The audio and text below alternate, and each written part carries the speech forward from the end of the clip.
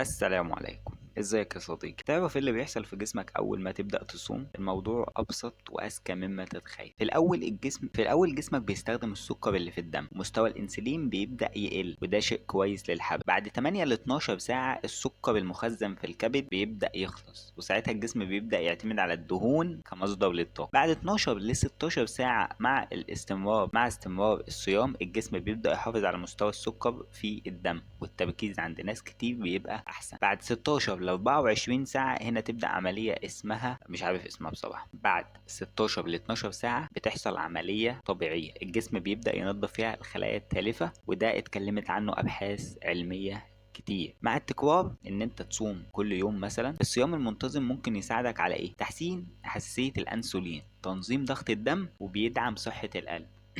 بس هنا عندنا تنبيه بسيط، طبعا الصيام مش مناسب لكل الناس الا باستشارة طبيب للناس اللي عندها ايه؟ امراض. الصيام مش حرمان، هي طريقة ذكية تخلي جسمك يشتغل بشكل احسن بكتير. لو حابب تعرف اكتر تابعني وشوف الفيديو الجاي. سلام.